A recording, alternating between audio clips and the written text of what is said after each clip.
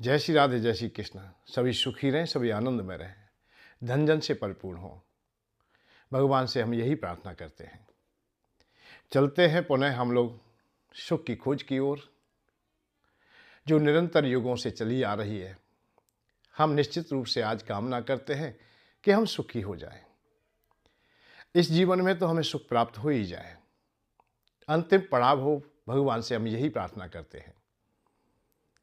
हर प्राणी का वैसे कर्तव्य तो है कि सुख खोजे, सुखी हो, पर सुख की अभिलाषा भी सबकी अलग अलग है। भूखा है वो केवल रोटी में सुख देख लेता है कि मुझे रोटी मिल जाए मैं सुखी हो जाऊंगा। प्यास वाला जल की चाह में ही खुशियां देख लेता है। जिसके पास जो चीज के अभाव का अनुभव करता है कि ये अमुक वस्तु मुझे प्राप्त हो तो मैं सुखी हो जाऊंगा, ये सुख का क्रम इसी प्रकार से आगे बढ़ता रहता है। और एक अवस्था ऐसी आ जाती है कि हमें केवल अभाव परमात्मा का रह जाता है। संसार की भौतिकता को हम प्राप्त कर लेते हैं, और जो संसार की भौतिकता को प्राप्त कर लेता है वो परम सुख की ओर चला जाता है। भाई किसी का विवाह नहीं हुआ है तो वो विवाह को में ही सुख देखता है कि मेरा विवाह हो जाए। विवाह होने के बाद में पुत्रों में सुख देखता है, पुत्र हो जाए। इसी प्रकार से नाना प्रकार की इच्छाएं हमारी जागृत होती रहती हैं, और अंतिम पड़ाव एक ऐसा आता है कि उस समय संसार की इच्छाओं को हम देखते हैं कि वो भी बूढ़ी हो चुकी हैं। उनके प्रति हमारी कोई विशेष आस्था नहीं रह जाती है। जैसे पुत्र मिलने के बाद में हमें फिर पुत्र की चाह नहीं रहती है। हम ना ज्योतिषी से पूछते हैं, ना परमात्मा से हम प्रार्थना करते हैं। हमारा विवाह हो गया है तो हमारी कामनाएं वही कि वही विश्राम पा जाती हैं। हमारे पास में ऋण नहीं है, हमारे पास धन और जीविका के साधन ठीक है, तो हमारी कामनाएं बहुत सम स्थिति में फिर आगे बढ़ती हैं। विषय केवल यही है कि हम लोग संसार में प्राप्त करते जाते हैं और हमें कुछ न कुछ फिर प्राप्त होता है, निश्चित रूप से मिलता है। तो हमारी चाह जो है, इच्छा है जो सुख की खोज की ओर जाने की, वो निरंतर बनी है। परंतु एक ना एक दिन तो हमें इसे विश्राम देना होगा। कब देंगे हम विश्राम और किस प्रकार से आएगी? 3 भाग हैं इसके। भाई किसी व्यक्ति की इच्छा है तमोगुण में, किसी की है रजोगुण में, और किसी की है सतोगुण में। और जिन लोगों की सतोगुण में इच्छाएं हो जाती हैं, वही ये समझिए कि अब हम लोग संसार की इच्छाओं से विश्राम पाने वाले हैं, क्योंकि सतोगुण में परमात्मा सम्मिलित हो जाते हैं। जहाँ देवताओं की सत्ता भी हमें कमजोर दिखाई देती है, अर्थात देवताओं का जो सुख है उसकी ओर भी हमारी इच्छाएं नहीं होती हैं। जब हम सतोगुणी होंगे, जिस दिन हम सतोगुण की ओर आगे बढ़ जाएंगे अर्थात सतोगुण की ओर चल देंगे, या हम उनका अनुभव कर लेंगे, तो हम लोग समझ लीजिए कि आज हम परमात्मा की ओर जा रहे हैं। हमारी जो सुख की खोज है वो पूर्णता की ओर आ रही है। तो निरंतर तो हम चलते ही रहते हैं, और चलना भी हमारा धर्म है, स्वधर्म है। और आप लोगों ने बहुत अच्छा किया है जो मेरा साथ दिया है, और मैं आपका साथ देने के लिए निरंतर तैयार हूँ। क्योंकि ये सुख की खोज अकेला नहीं, अकेले अकेले बहुत भटके हैं हम लोग। साथ भी देखा है, पर साथ में कभी कभी हम ठगी में आ गए हैं। ये थोड़ी सी हमारे जीवन में उथल पुथल रही है कि हम कालनेमी जैसे व्यक्तियों के द्वारा भी हमें विपरीत रास्ता दे दिए गए, जिससे कि हम लोग शांति का मार्ग नहीं पा पाए। हम सत्य को ना समझ सके, उस सत्य की गहराई में ना उतर सके, क्योंकि उन्होंने अपने हृदय को निर्मल नहीं किया था, हमारे निर्मल को भी हृदय को दूषित कर दिया। तो इसलिए हमारी कामनाएं, हमारी इच्छाएं हमेशा बनी रही और सुख की खोज अधूरी रही। आज हम लोग चल रहे हैं उस पथ की ओर, उस मार्ग की ओर, और मुझे बहुत ही अत्यंत खुशी होती है जो आप मेरे साथ होते हैं। और साथ भी कैसे हैं, ये विचित्र साथ है। आप जहां हो वहीं साथ है, जिस जगह पर हो वहीं साथ है। आप काम करते हैं, आप कर्तव्यों का निर्वाह करते हैं, आप अपने कोई भी कर्म को कर रहे हैं, किसी में कोई बाधा नहीं है। चाहे आप काम करें, चाहे कर्म करें, चाहे कर्तव्यों का पालन करें, पर किसी में कोई बाधा नहीं है। मैं तुम्हारे पास तो हूं, परंतु मैं बाधा नहीं हूं। आप नौकरी करते हो, व्यापार करते हो, खेती करते हो, जो कुछ करते हो, करते करते भी मेरा और आपका साथ है। क्योंकि ये ध्वनि यंत्र ऐसा आ गया है, कली यंत्र ऐसा आ गया है कि इसके द्वारा आप और मेरा साथ बना रहता है। तो आपके कार्य में कोई व्यवधान नहीं है, आपको कहीं भागना नहीं है और आपको कोई विशेष अर्थ भी खर्च नहीं करना है। केवल इतना ही तो करना है कि जो तुम्हारे पास यंत्र है ये तुम्हें चाहिए केवल, और यंत्र तुम्हारे पास में है तो हमारा आपका संग हो जाता है, और यंत्र के बगैर तो अधूरे रह जाते हैं। परमात्मा को पाने के लिए भी यंत्र की आवश्यकता होती है। अर्जुन पूछ रहे हैं कि भगवान आप यदि परमात्मा हैं तो मुझे पूर्ण विश्वास तो तभी होगा जब मैं आपके दिव्य रूप को, दिव्य स्वरूप को, या आपकी जो गौणिकता है उसको मैं अपने आंखों से निहार लूं, स्वयं देख लूं, स्वयं परीक्षण कर लूं, कसौटी पे कस लूं, तब मुझे विश्वास होगा। भगवान कृष्ण ने कहा है कि तू भाई मेरा प्रिय है, मैंने तुझे सखा कहा है, सखा में असी, तू मेरा प्रिय सखा है, और तुझसे बढ़कर के इस दुनिया में मेरा आज कोई भी प्रिय नहीं है। तेरे लिए मैं सब कुछ त्याग सकता हूं, परंतु मैं तुझे नहीं त्याग सकता। तूने जिज्ञासा रखी है और तू पात्र भी है, इसलिए तुझे मैं अपना रूप स्वरूप निश्चित दिखाऊंगा, अपना ऐश्वर्य रूप निश्चित दिखाऊंगा मैं तुझे। परंतु एक कमी है अर्जुन। क्या है भगवान? पर कि तेरे पास देखने का जो साधन चाहिए वो नहीं है तेरे पास में, वो यंत्र तेरे पास में नहीं है जिसके द्वारा तू मुझे देख सकता है। वो दिव्य नेत्र नहीं है तेरे पास में, दिव्य दृष्टि नहीं है जिसके द्वारा मुझे देखा जा सकता है। मैं जो तुझे दिखाई दे रहा हूं वो मैं नहीं हूं, और मैं हूं वो तुझे दिखाई नहीं दे रहा हूं। यदि मुझे देखना चाहता है तो तुझे दिव्य दृष्टि चाहिए। तो भगवान श्याम सुंदर ने जब इस प्रकार से कहा तो अर्जुन कहने लगे कि प्रभु ये आएगी कहां से, ये कहां से मिलेगी? मान कि भैया हम ही दुकानदार हैं, हम बहुत हम ही रखते हैं ये सामान। तो कहने का भाव है कि जो भगवान है, भगवान मैं है, संत महात्मा है, जो महान आत्मा है, श्रेष्ठ आत्मा है, उनके पास में ये दिव्य दृष्टियां होती हैं। अर्थात उन्होंने कहा कि मैं ही दे दूंगा तुझे, तो प्रभु मुझे दे दीजिए, इसे देने की कृपा करें। तो भगवान श्याम सुंदर ने उस समय उन्हें दिव्य दृष्टि दी, अर्थात ये यंत्र दिया। दिव्यम ददामि ते चक्षुम पश्चिम मेघ युगमेश्वरम, दिव्य चक्षु दिए। और भगवान कृष्ण कहते हैं कि मेरे दिव्य रूप को तू अब देख। तो हमारे पास में ये यंत्र है हमारा आपका साथ होने के लिए। तो आपको ये यंत्र प्राप्त हो जाता है तो आप मेरा साथ कर लेते हो और मैं आपका साथ कर लेता हूं। आपको कहीं नहीं जाना है। आप व्यापार करते हो, दुकान पे बैठे हो तो भी मेरा साथ है। आप नौकरी करते हो तो भी मेरा साथ है। रास्ते में चलते हो तो भी मेरा साथ है। घर में बैठे हो तो भी मेरा साथ है। और आप लोग यदि शयन कक्ष में भी हो, सो भी रहे हो, अभी निंद्रा नहीं आई है, मन इधर से उधर भटक रहा है, तो मुझसे बातें कर लीजिए। मैं आपको कुछ ना कुछ तो ऐसा बताऊंगा जिसके द्वारा आप सुख की नींद सो सकते हो, अच्छे जीवन को प्राप्त कर सकते हो। इसलिए हमारा आपका जो साथ चल रहा है वो बहुत ही महत्वपूर्ण है। और इसमें लाभ क्या है?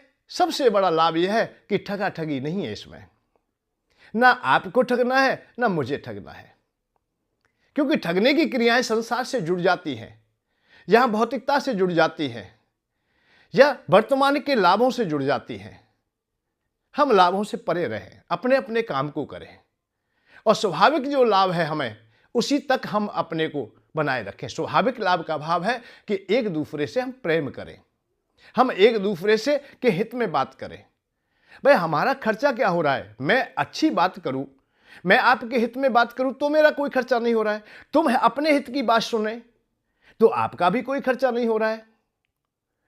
तो खर्चा जब नहीं है किसी भी चीज, ना तो हमें समय ही देना है, ना हमें अर्थ देना है, ना हमें काम छोड़ना है, ना हमें मुझे काम छुड़ाना है तुम्हारा। इसी प्रकार से यदि हम लोग सत्संग को भी स्वीकार करें तो देश का निर्माण होगा, धर्म का निर्माण होगा, हृदय में शांति भी मिलेगी।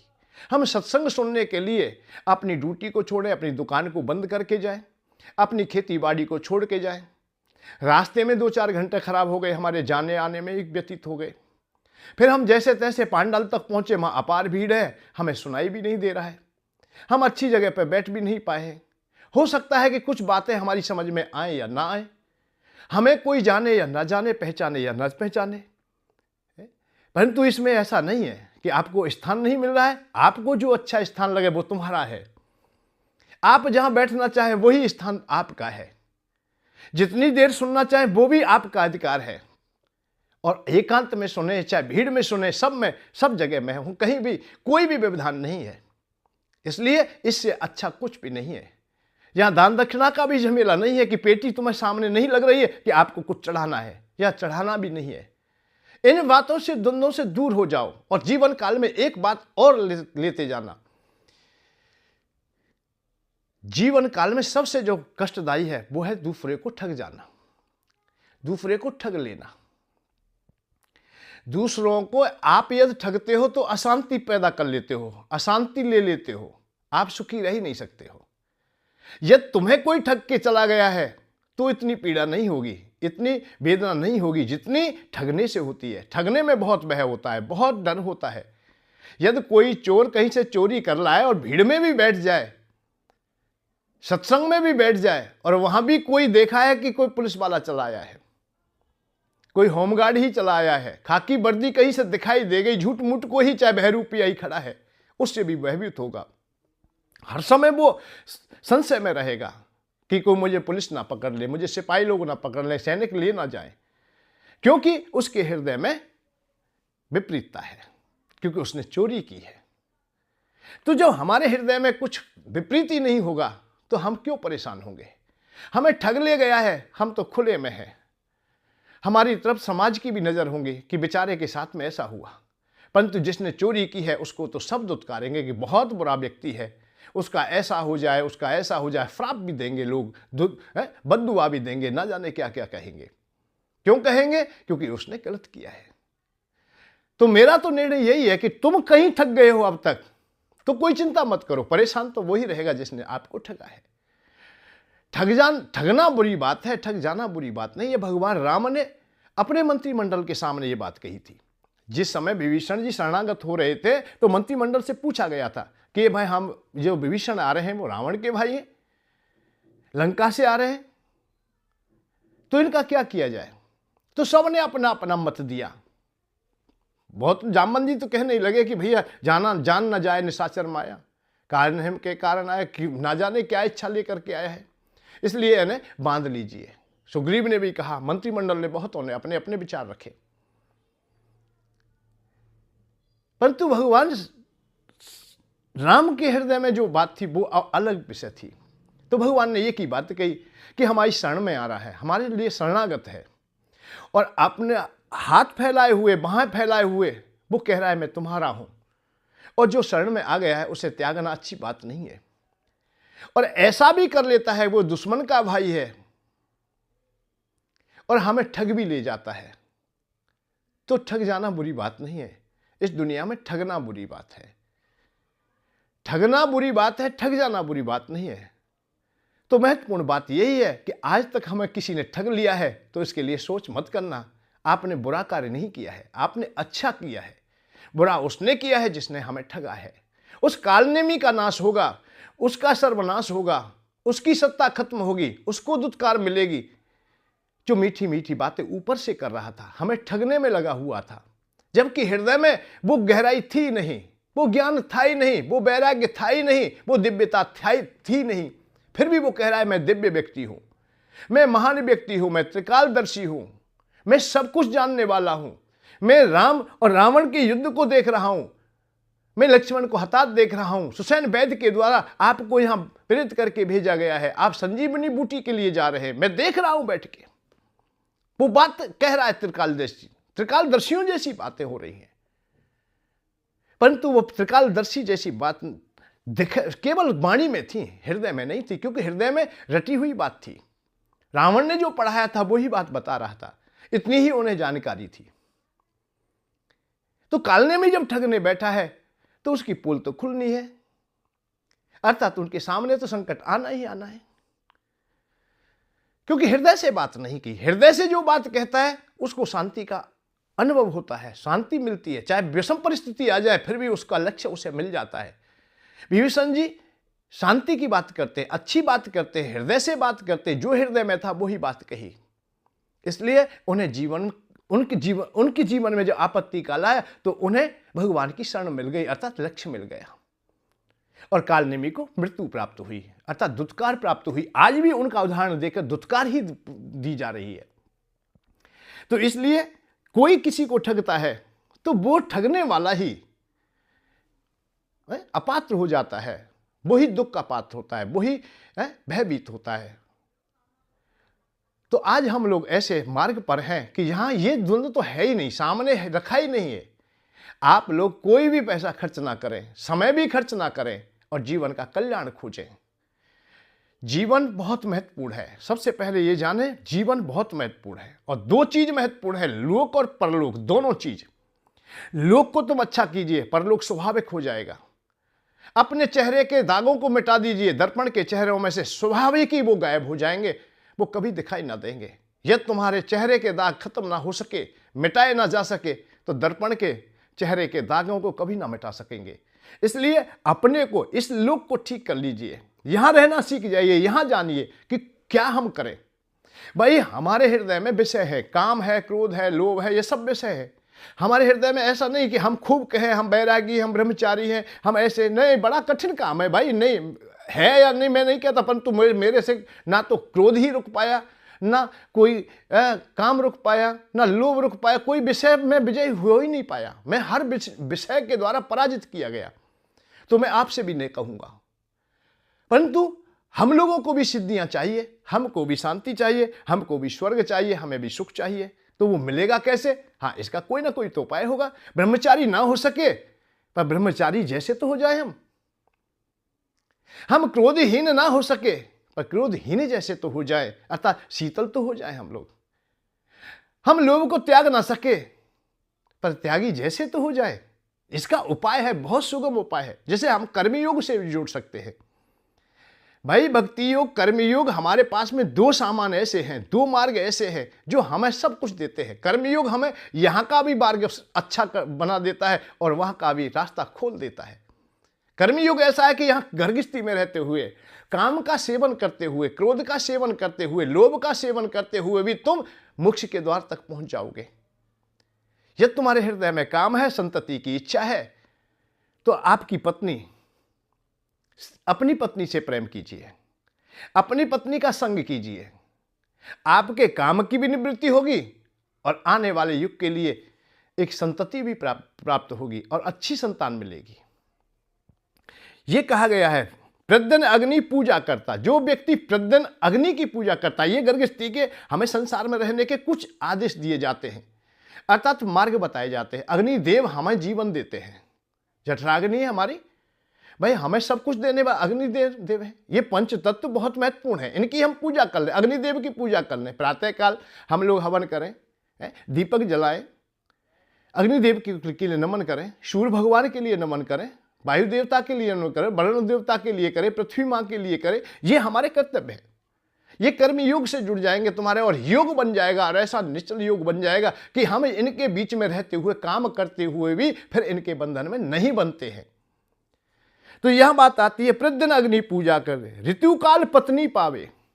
पत्नी का संग कीजिए, कोई मने नहीं है, कोई परेशानी नहीं, कोई आपके सामने ऐसा विवाह आएगा ही नहीं कि आप रास्ते से भटक चुके हो। ब्रह्मचारी है वो ब्रजवासी, दूसर पत्नी ना पावे। वो व्यक्ति ब्रह्मचारी है जो दूसरी पत्नी जीवन काल में न आने दे, दूसरी स्त्रियों को अपने सानिध्य में न लाए। काम के वशीभूत होकर के यदि पराई स्त्रियों की ओर तुम्हारी दृष्टि चली जाती है, सेवन करने लग जाते हो, तो तुम्हारा रास्ता भटक जाना होता है। आप मार्ग से गिर गए हो। अब आपका शिष्टाचार, व्यवहार, मानवता, सामाजिक और शास्त्र दोनों से सबसे आप लोग भ्रष्ट हो गए, अर्थात गिर चुके हो। जब तुम अपनी पत्नी का ही संग करते हो तो उससे अच्छी संतति प्राप्त होगी, पत्नी की भी संतुष्टि होगी, पत्नी भी खुश रहेगी और आपका जीवन भी अच्छा रहेगा। और ब्रह्मचारी की कतार में आप लोग बैठ सकते हो कि आप लोग एक पत्नी निष्ठ हो, इसलिए आप पत्नी व्रता हैं, इसलिए आप लोग समाज में प्रतिष्ठा पाओगे। यदि आप इधर से उधर भगोगे, काम में अंधापन लाओगे, तो सब जगह दुत्कारे जाओगे। सैनिक लोग भी पकड़ लेंगे, वो भी तुम्हें जेल में डाल देंगे, समाज वाले भी तुम्हें दुत्कारेंगे, अच्छा नहीं मानेंगे, क्योंकि तुम काम में अंधे हो, मर्यादा तोड़ चुके हो। जब कर्तव्य विहीन व्यक्ति हो जाता है, उसका यहलोक और परलोक दोनों व्यर्थ हो जाते हैं, अर्थात दोनों ही नष्ट हो जाते हैं। इसलिए यहां बताया गया है कि कर्म योग के द्वारा भी आप लोग भगवान को पा सकते हैं। संसार में रहते हुए भी, रजोगुणी रहते हुए भी आप लोग सतोगुण में जा सकते हो, अर्थात सतोगुण को प्राप्त कर सकते हो। सतोगुण का ही भाव है कि आनंद का अनुभव कर सकते हो, परमात्मा की ओर जा सकते हो। प्रद्यन अग्नि पूजा कर ले, ऋतुकाल पत्नी पावे। कितनी सुंदर बात है कि ऋतुकाल, और मैं ऋतुकाल की भी बात नहीं, मैं तो ये कह रहा हूं केवल पत्नी व्रता हो जा, केवल पत्नी के अलावा और पराई स्त्री मेरे लिए अभोग्य है, अर्थात भोगने के योग्य नहीं है।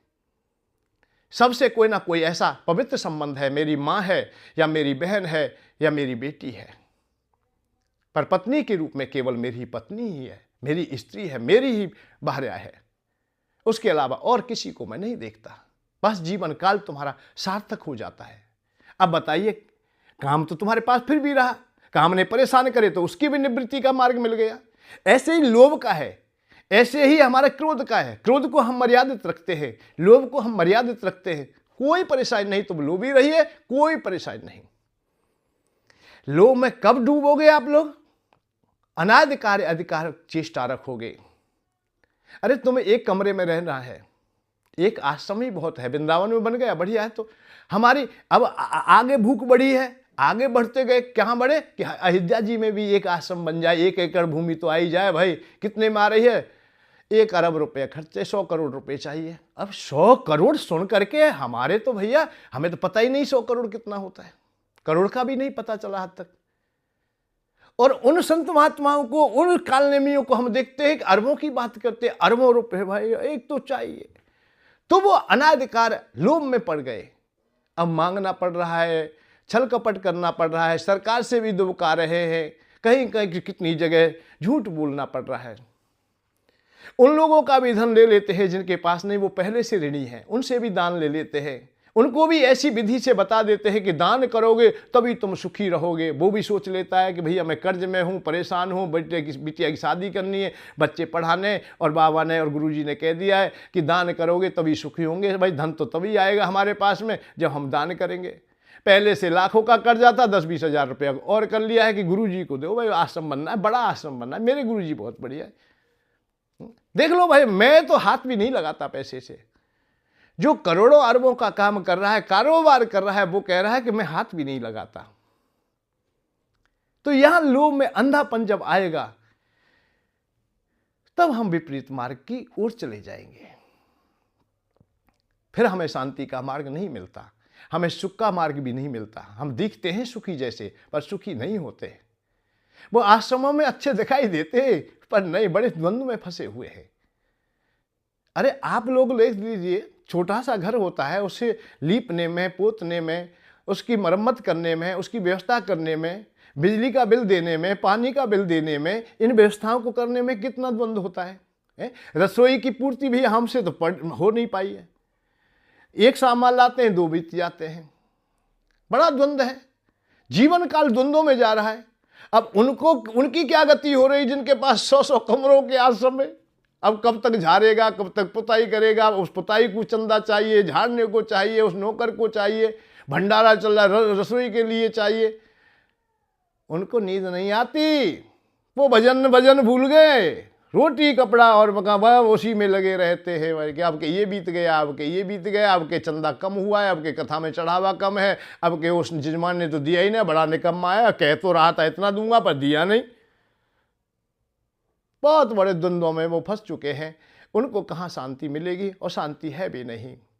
इसलिए मैं केवल एक बात कहना चाहता हूं कि इस द्वंद्व में तो हम फंसे ही नहीं, पड़े ही नहीं। ना कोई आश्रम की आवश्यकता है, ना कहीं हमें सत्संग के पांडाल की आवश्यकता है। हम जहाँ हैं वहाँ सुखी है, एक दूसरे के। हम एक दिन स्वाभाविक ही धन्यवाद हो जाएंगे, अर्थात धन्य धन्य हो जाएंगे। हमारा पूरा आर्यावर्त, पूरे हमारा सनातन समाज स्वाभाविक ही हम चोरियों से दूर हो जाए, छल कपट से दूर हो जाए, हम बेईमानियों से दूर हो जाए, अनाधिकार धन से दूर हो जाए। हम तो बढ़वार में चल रहे, बढ़ते जा रहे, पता नहीं कहां से शिक्षा मिल रही है। भाई शिक्षा तो सीधी है। मेरे पास में जो रोग है, उस रोग को मैं हटा नहीं सकता, दूसरे को कैसे हटा दूंगा। एक संत महात्मा के पास में एक मैया अपने पुत्र को लेके गई कि बाबा ये गुड़ बहुत खाता है, मीठा खाता है, और इसके परेशानी आ जाती है। उसने कहा कि मैया तू कल आना, कल मैं दवा बता दूंगा। व्यवस्था कर दूंगा। वो कल गई, कल बाबा के पास बैठी, बाबा ने हाथ फेरा, बेटा मीठा नहीं खाते, गुड़ नहीं खाते, जाओ, ये नुकसान बहुत करता है, पेट में कीड़े हो जाएंगे, वो हो जाए, कई बात कही।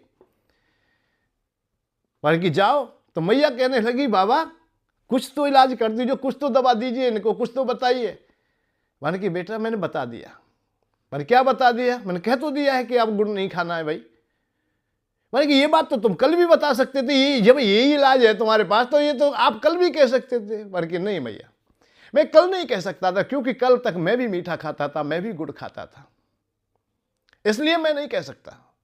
आज मैंने कल ही संकल्प ले लिया कि आज के बाद मैं मीठा नहीं खाऊंगा, मैं गुड़ नहीं खाऊंगा। जब मैंने संकल्प लिया है तभी मैंने कहने की शक्ति अर्जित की है, इसलिए मैंने कह दिया है कि गुड़ नहीं खाते, गुड़ से नुकसान होता है, मेरे भी नुकसान होता है, मेरे भी त्वचा रोग हो जाते हैं।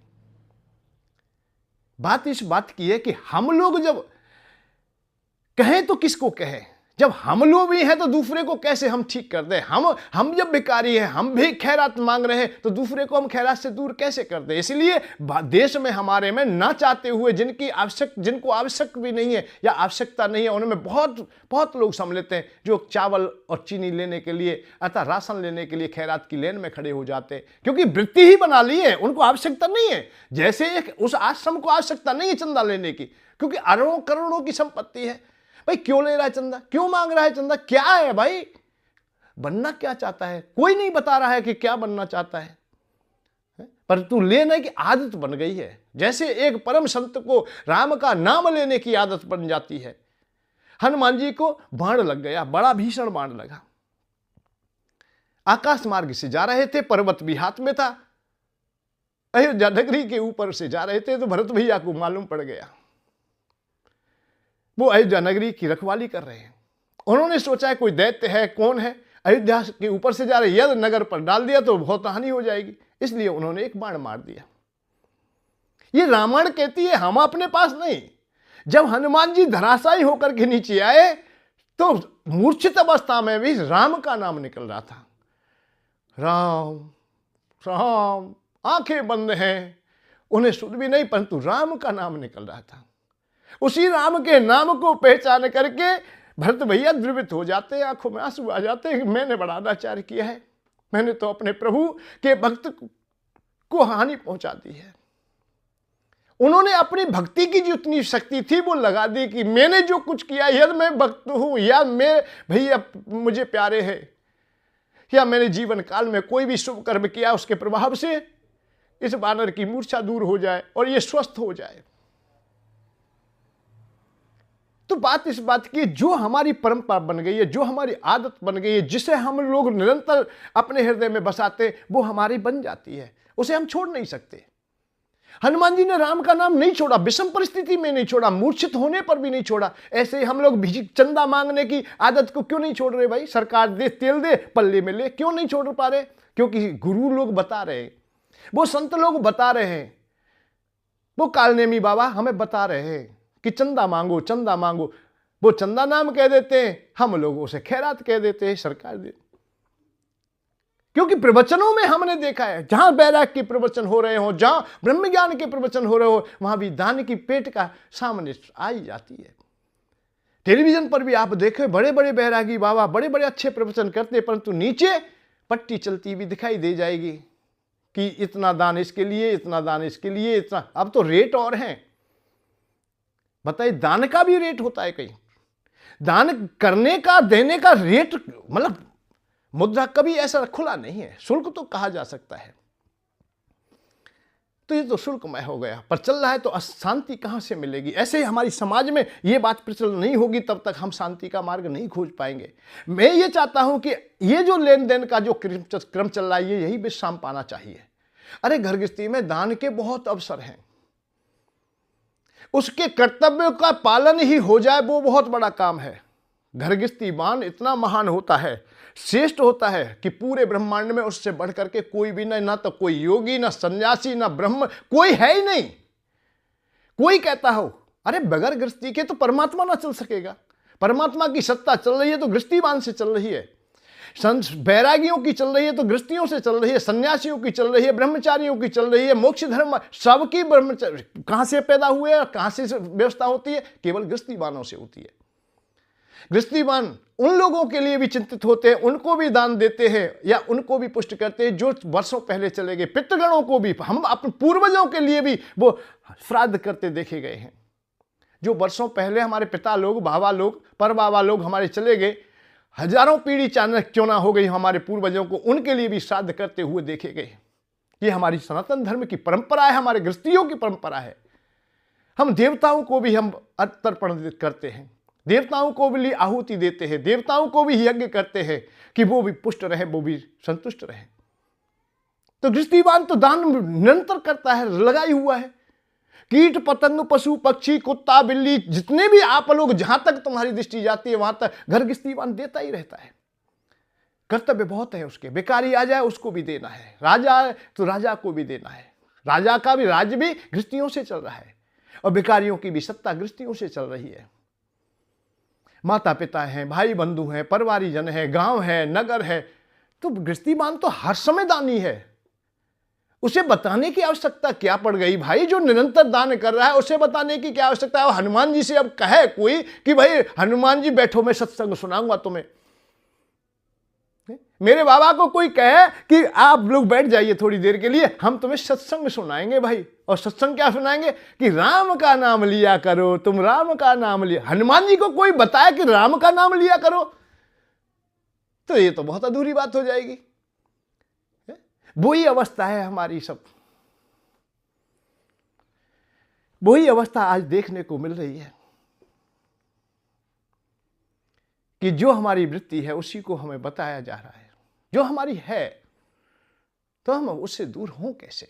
जो हमारा मन चित्त में बैठ गया है, हम जहां भी जाते वहां हमें यही मिलता है, आदान प्रदान मिलता है। तो आदान प्रदान की क्रिया है, यही विश्राम पाए। गृहस्थीवान को बताना दान के लिए मैं नहीं समझता। मेरी डायरी में नहीं और शास्त्र पुराणों में मैं बहुत पढ़ता, खूब देखता हूं। ऐसा नहीं कि नहीं देखा है, नहीं पढ़ा है। गृहस्थीवान के तो कर्तव्य पूरे हो जाए। दान पुण्य और वैराग्य के लिए अर्जुन बहुत प्रयत्न करता है। भगवान कृष्ण केवल ये कहते तू कर्तव्य का पालन कर, अपने कर्मों का पालन कर, तू वैरागी होकर के भिखारी मत बन। मैं टुकड़ा मांग लूंगा। क्यों मांग लेगा भाई? तू, तेरे हाथ है, तेरे पैर हैं, तेरे पास में बुद्धि विवेक सब चीज है, तू लट्ठा कट्टा सा क्यों मांग लेगा? भगवान कृष्ण ने फटकारा, वार्की पागलों जैसी बात मत कर, अधम जैसी बात मत कर, नपुंसकता को धारण मत कर कि मैं नहीं कुछ भी करूंगा, मैं तो बैरागी हो जाऊंगा। नहीं होगा। काम कर, कर्म कर, जो तेरा कर्तव्य है उसे पूरा कर। तो हम गृहस्थीवानों के पास तो कर्तव्य ही इतने हैं, पूरे जीवन काल हम उन्हीं को करते हैं। और जो कर्तव्यों को पूरा कर लेता है उससे श्रेष्ठ फिर कोई होता ही नहीं है। वो परम श्रेष्ठ हो जाता है। वो उस मार्ग को पा लेता है, उस स्थान तक पहुंच जाता है जहां तक वो योगी, परम योगी, जो सच्चे योगी है वो जानना चाहते हैं, जो जाते हैं उस यात्रा पर, उससे भी आगे मिलता है गृहस्थीवान। ये कोई साधारण जगह नहीं है, साधारण स्थान नहीं है।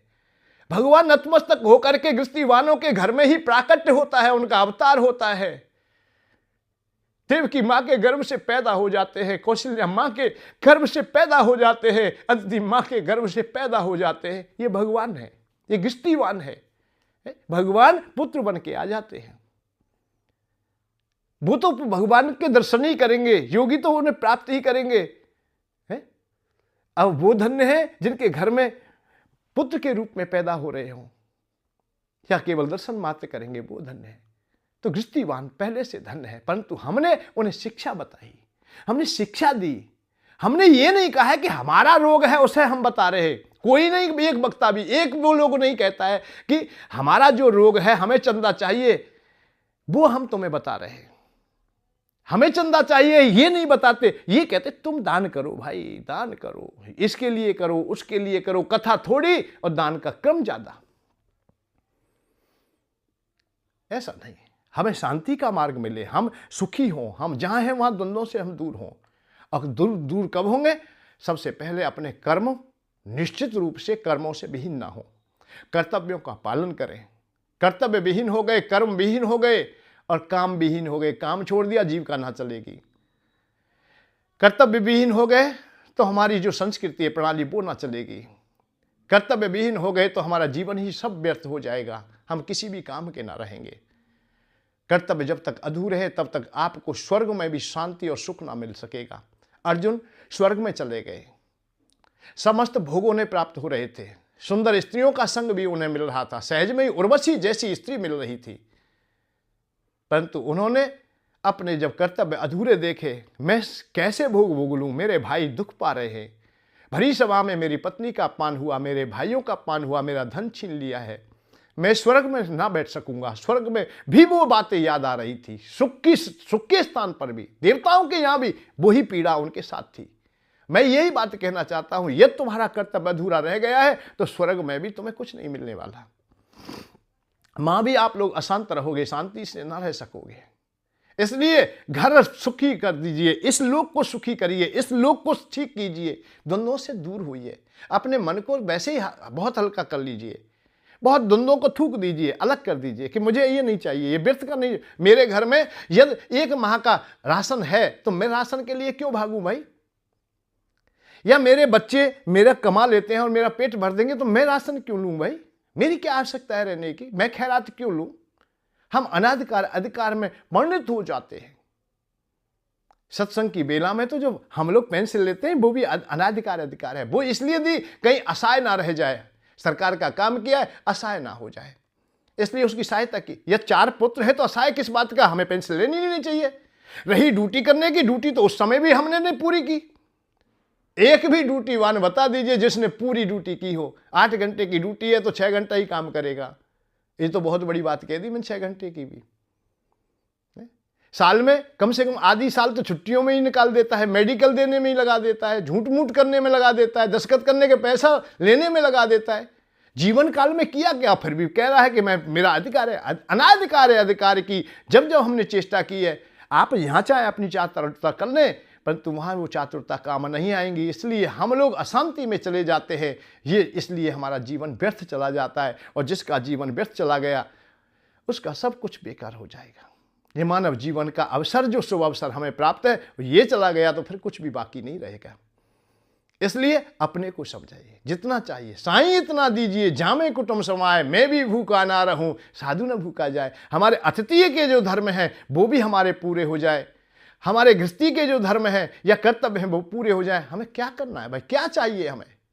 नहीं, एक सीमित अवस्था में चले तो सुख तुम्हें तत्काल प्राप्त होगा, तत्काल तुम आनंद का अनुभव करोगे, हृदय में सजलता रहे, हर प्राणी के प्रति तुम्हारा प्रेम बना रहे, यही भगवान चाहते हैं।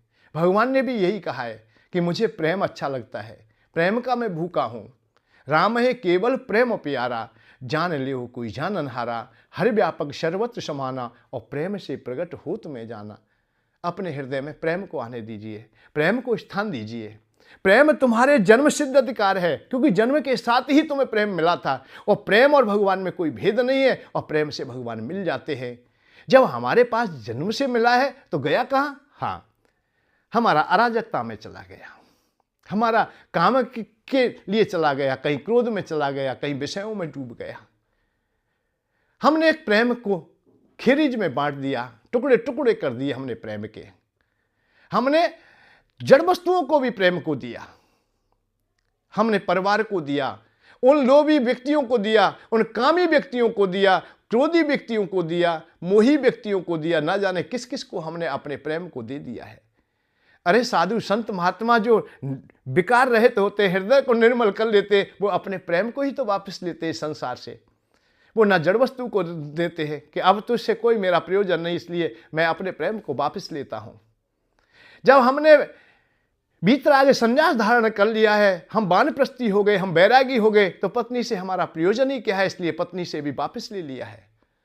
हम पूर्ण बैरागी हैं तो हमारा पुत्रों से क्या लेना देना, इस धन संपत्ति खेत खलियान से लेना देना क्या है। सबसे अपने प्रेम को वापस ले लेता है, और सब जब प्रेम इकट्ठा हो जाता है तो उसे भगवान के सामने प्रस्तुत कर देता है, उड़ेल देता है। जैसे ही उड़ेलता है दिव्य दृष्टि उन्हें स्वाभाविक प्राप्त हो जाती है, क्योंकि ये नेत्र दोनों बंद हो जाते हैं, आंसुओं से भर जाते हैं, करुणा से भर जाते हैं। दिव्य दृष्टि मिलते ही भगवान के दर्शन होने लगते हैं। कब? जब तुम्हें प्रेम तुम्हारे पास आ जाए। और प्रेम एक ऐसा है, कि वो कभी कम होता नहीं, उसे तुम अपने पास रखिए, बहुत बढ़ता है, बड़ा आनंद देता है। पहले तो सबसे पहले ये जान लीजिए प्रेम है क्या बीमारी। आज की परिभाषाएं हमारी इन नचनिया जो लोग हैं, इन्होंने प्रेम को वासना से जोड़ दिया है, या वासना को ये प्रेम कहने लगे हैं। हम भोग को प्रेम कहने लगे हैं, हम स्त्री संग को प्रेम कहने लगे हैं, जबकि ये प्रेम नहीं है, ये तो हमारी कामना है, ये हमारी वासना है। प्रेम में वासनाएं नहीं होती, प्रेम में कामनाएं नहीं होती। प्रेम तो निश्चल है, सब बंधनों से रहित है। प्रेम आनंद है, प्रेम तो परमात्मा का स्वरूप है। और वासनाएं हमेशा संसार का रूप है, अर्थात विषयों का रूप है, पीड़ा का रूप है, कष्ट का रूप है, दुख का रूप है। उसी में हम लोग थोड़ा थोड़ा सुख देख लेते हैं। अरे प्रेम कभी खंडित होता नहीं, प्रेम कभी कम होता नहीं, छोटा नहीं होता है। गोपियों का प्रेम भगवान श्याम सुंदर से निश्चल प्रेम था, तो कभी कम ना हुआ। आज भी ब्रजवासियों में वो प्रेम दिखाई देता है अपने माधव के प्रति, कभी भी कम नहीं होता है। परसों बीत गए, माधव द्वारका चले गए, परंतु प्रेम कम ना हुआ। आज भी उन ब्रजवासियों में, गांवों में तुम आके देखिए, ब्रजवासियों के हृदय में माधव के प्रति वही प्रेम है, वही राधा रानी के प्रति प्रेम है। जो निश्चल प्रेम है वो कभी कम होता नहीं, वो बूढ़ा होता ही नहीं, वो जर्जर नहीं होता है। यदि वासनाएं होंगी, इच्छाएं होंगी, वो निश्चित हो जाएंगी। केवल हमने वासनाओं को प्रेम किया, इसलिए हम लोग जान नहीं पाए, समझ नहीं पाए, हम झुटला गए। हम कालनेमी लोगों ने हमें विपरीत भेज दिया, बता दिया है कि स्त्री से प्रेम करो। प्रेम है स्त्री में, केवल हमारी वासनाएं, हमारी इच्छाएं हैं। प्रेम तो परमात्मा से, यदि परमात्मा में आपका प्रेम निश्चल हो जाएगा तो पत्नी में भी परमात्मा हो जाएंगे। पत्नी भी हमारा कल्याण का मार्ग बन जाएगी, पति भी हमारा कल्याण का मार्ग बन जाएगा, गुरु भी हमारा कल्याण का मार्ग होगा, हमारा भाई भी हमारा कल्याण का मार्ग होगा। प्रेम अलग विषय है, और वासनाएं अर्थात ये कामनाएं जो हैं वो अलग विषय है। प्रेमचंद्र दो एक से बढ़ते दिन और रात, प्रेमचंद्र पूर्णो नहीं अमर बेल दिन रात। अरे चंद्रमा की एक ना एक दिन पूर्णमासी हो जाती है, पर प्रेम की कभी पूर्णमासी नहीं होती। वो तो अमर बेल है, वो निरंतर बढ़ता रहता है, क्योंकि अनंतता है भगवान के स्वरूप में। ऐसे प्रेम में अनंतता है। प्रेम के प्रभाव सो परमात्मा प्रसन्न होत, प्रेम के प्रभाव चार पादारथ पाइए। सब समस्त चीज मिलने को तैयार है तुम्हें, केवल आप लोग अपने प्रेम को जगह जगह व्यर्थ में लुटाए बैठे हो। ऐसे लोगों को दे बैठे हो जो बेईमानी कर चुके हैं, वो वापस नहीं देते। इसलिए आप लोग सुख की खोज से अधूरे रह जाते हो, आनंद तक नहीं पहुंच पाते, अर्थात परमात्मा तक नहीं पहुंच पाते हैं। कल फिर चलेंगे किसी न किसी मार्ग पर, और हमें निश्चित विश्वास है कि हम सुखी होंगे और सुख का अनुभव भी करेंगे, आनंद का अनुभव करेंगे और परमात्मा का अनुभव करेंगे। इस जीवन को सार्थकता देने का हमारा जो संकल्प है वो हमारे अधीन है, हमें लेना चाहिए। हम हताश ना हो, हम केवल भाग्य के भरोसे इस जीवन को नहीं छोड़ सकते। हम कर्म की प्रधानता को पकड़े रखें। हमको चलना पड़ेगा, हमें खड़ा होना पड़ेगा। रास्ता चल के ना आएगा, रास्ते पर तुम्हें चलना पड़ेगा।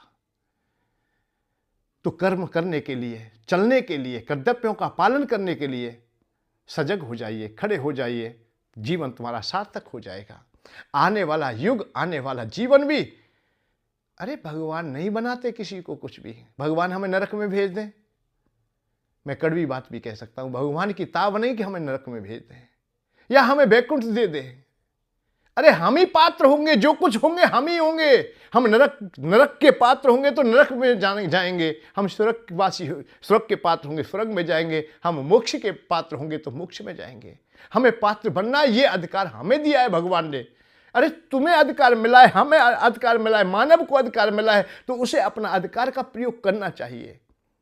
आलसी ना हो, अभागा बन के मत रहे, भाग्यवान बन। अपने रास्ता को सरल बना, और बहुत सरल है, बहुत सहज है। तू सरल हो जा, सहज हो जा, हर मार्ग सहज और सरल हो जाएंगे, द्वंद्व मिट जाएंगे। चलते हैं। जय श्री राधे, जय श्री कृष्ण। कल पुनः आप लोग भी चलेंगे साथ में। अब तो काफ़ी भीड़ है, बहुत लोग आ रहे हैं हमारे साथ में और बहुत सुखी हैं। जितनी देर आप और हमारा संग रहता है उतनी देर तो हम निश्चित रूप से सुखी होते हैं। और इसी सुख की कामना करते हुए हम बढ़ते रहेंगे। हमारे ये व्यवहार में आ जाएगा, जैसे हनुमान जी के व्यवहार में, हनुमान जी की हृदय में राम जी बस गए, हर समय राम राम निकलता है, ऐसे ही हमारे हृदय में सुख बस जाएगा, आनंद बस जाएगा। हम हर समय सुखी और आनंद रहेंगे। इस पदार्थों की बात करते हो, संसार के भोगों की बात करते हो, ये तो कुछ भी नहीं है। ये स्वयं आगे पीछे घूमेंगे। अरे ये हमारे पीछे पीछे चलेंगे कि हमें ले लो, हमें ले लो, हमें भी साथ ले लो। धन कहेगा हमें साथ ले लो, समस्त कामनाएं कहेंगी, धन कहेगा, स्त्री कहेंगे, पुत्र कहेंगे, सब सुख तुम्हें स्वाभाविक ही प्राप्त हो जाएंगे, कहीं अभाव नहीं रहेगा। तो इसलिए आप लोग चलते रहिए। जय श्री राधे, जय श्री कृष्ण। सभी सुखी रहे, सभी आनंद में रहे।